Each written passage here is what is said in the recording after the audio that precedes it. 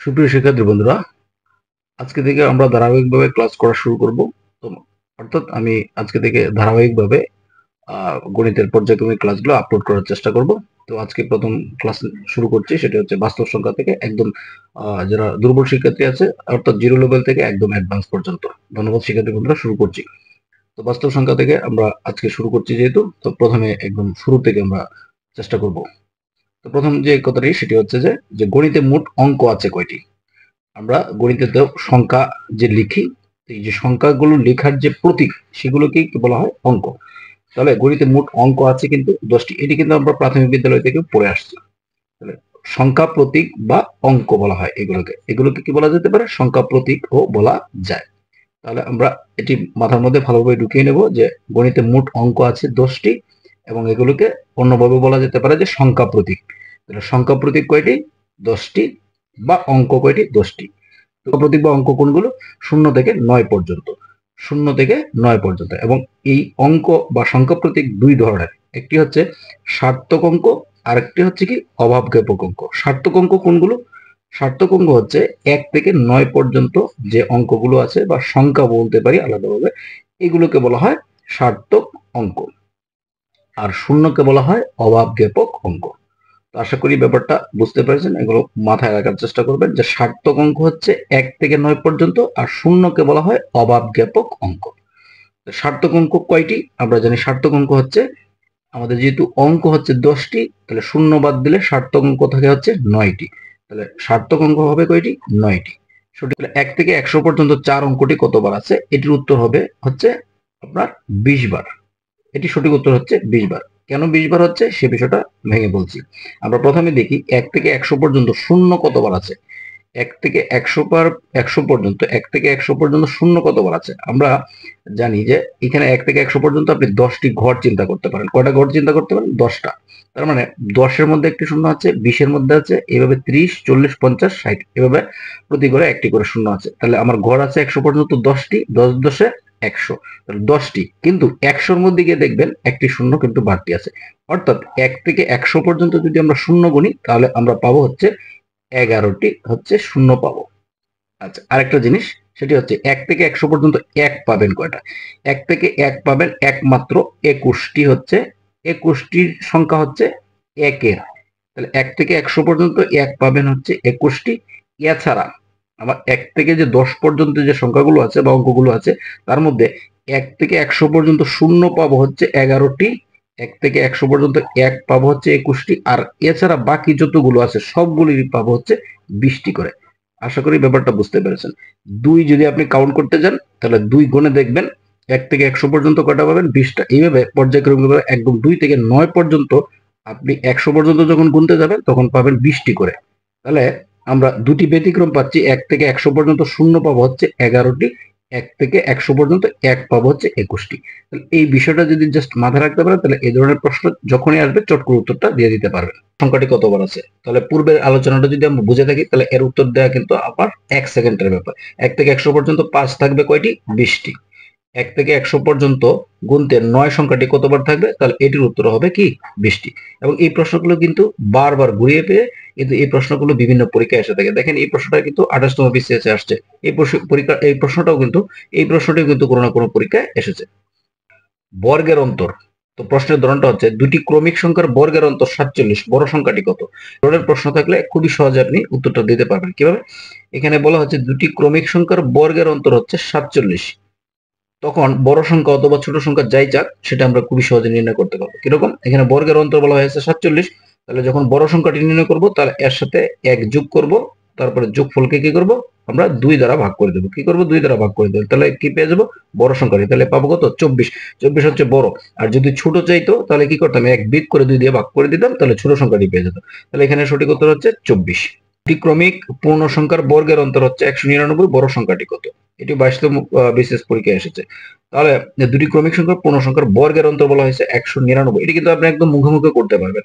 তাহলে বড় সংখ্যাটা নির্ণয় করতে বলা হয়েছে, ছোটটি চাইনি।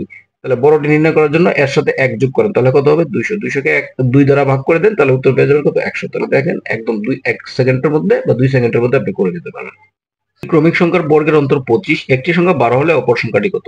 তার মানে এখানে আপনার একটা সংখ্যা দেওয়া আছে, অপর সংখ্যাটি নির্ণয় করবো। আমরা বড় ছোট যদি চিন্তা করি তাহলে বড় সংখ্যাটা কিভাবে পেতাম? দুটি সংখ্যার বর্গের অন্তর যেহেতু বলা হয়েছে, তাহলে 25-এর সাথে 1 যোগ করলে কত হয়? 26, 26কে 2 দ্বারা ভাগ করলে হচ্ছে 13। তাহলে সেটি 13টা হচ্ছে বড় সংখ্যা, আর 1 বিয়োগ করলে হচ্ছে 24, 24কে 2 দ্বারা ভাগ করলে হচ্ছে 12, তাহলে 12 হচ্ছে ছোট সংখ্যা। তাহলে আমাদের নির্ণয় করতে বলা হয়েছে অপর সংখ্যাটি। অপর সংখ্যাটি মানে কি? বড় সংখ্যাটা চেয়েছে। তাহলে বড় সংখ্যাটি কত দাঁড়াচ্ছে? 13, মানে অর্থাৎ অপর সংখ্যাটা আমরা পেয়ে গেলাম কত? 13। বাস্তব সংখ্যা থেকে আরেকটি ধরনের প্রশ্ন আসে, সেটা হচ্ছে যত তত। মানে যত তত বলতে প্রশ্নের মধ্যে দেখলে আমরা বুঝতে পারবো যে একটি সংখ্যা 650 থেকে যত বড়, 820 থেকে তত ছোট, সংখ্যাটি কত? এই ধরনের প্রশ্ন যখন থাকবে যত তত, মানে একটা সংখ্যা হতে যত বড়, অপর একটি সংখ্যা থেকে তত ছোট, এরকম প্রশ্ন থাকলে আমরা কি করব? এই যে উক্ত দুটি সংখ্যা যোগ করে 2 দিয়ে ভাগ করে দিলে কি করব আমরা? কি বলা হয়েছে যে সংখ্যাটি আমরা পেয়ে যাব। এই যে উক্ত যে সংখ্যা দুটো থাকবে, এই সংখ্যা দুটো যোগ করে 2 দ্বারা ভাগ করব। এটি কেন করতে হয় সেটি যদি আমরা বুঝতে চাই, তাহলে ধরেন আপনার এমন একটি সংখ্যা বলা হলো যে সংখ্যাটি 10 থেকে যত বড়, এর থেকে যত বড়, 14 থেকে তত ছোট। আপনি ছোট সংখ্যা দিয়ে বোঝার চেষ্টা করেন। 10 থেকে যত বড়, তো 14 থেকে তত ছোট। তাহলে আমি যদি চিন্তা করি যে এই 10 আর 14 যদি যোগ করে দিই তাহলে কত পাবো? 24। আর 24কে 2 দ্বারা যদি ভাগ করি তাহলে কত পাই? 12। তাহলে 12 হচ্ছে এমন একটি সংখ্যা, দেখেন 10 থেকে যত বড়, 14 থেকে কিন্তু তত ছোট। মানে এখানেও 2, এখানেও 2। তাহলে আমরা এই নিয়মটা কাজে লাগাই। কি করব? এই দুটো সংখ্যা যোগ করব, যোগ করে কি করব? 2 দ্বারা ভাগ করে দেব। তাহলে এখানে আপনি দেখেন এই যে 650 আর এখানে কত? 820, 820 যোগ করেন। আর 650 আর 820 যোগ করেন, এখানে হচ্ছে 7 আর এখানে 14। একে 2 দ্বারা ভাগ করে দেন। একে জাস্ট 2 দ্বারা ভাগ করেন। তাহলে 2 দ্বারা ভাগ করলে পাবেন কত? 7, 7 দুগুণে 14, 3 দুগুণে 6, তারপরে হচ্ছে 1 থাকবে, 1 আর 0 হচ্ছে 10, তার মানে 5 দুগুণে 10, 735। এটি হচ্ছে সঠিক উত্তর। তাহলে যত তত থাকলে কি করব? উক্ত দুটি সংখ্যা কি করব? যোগ করে 2 দিয়ে ভাগ করে দিলে তাহলে আমরা সংখ্যাটি পেয়ে যাব। 765 থেকে 656 যত কম, কোন সংখ্যার 825 থেকে ততটুকু বেশি? এই প্রশ্নটি একটু পেঁচ আছে, তাই না? এখানে বলা হচ্ছে যে 765 থেকে 656 যত কম, এখানে যত কমের পরিমাণটা দাঁড়ায়, তাহলে আমরা সেটি প্রথমে যদি নির্ণয় করে নিই, কত? 765 থেকে 656, 656 এখানে কত কম? এখানে হচ্ছে 6 আছে 15 হলে হবে হচ্ছে 9 হলে হাতের 1, তাহলে 6, 5 আর 1 6, 6 থেকে 6 গেলে 0, 6 আছে 7, এই কত পেলাম? 1।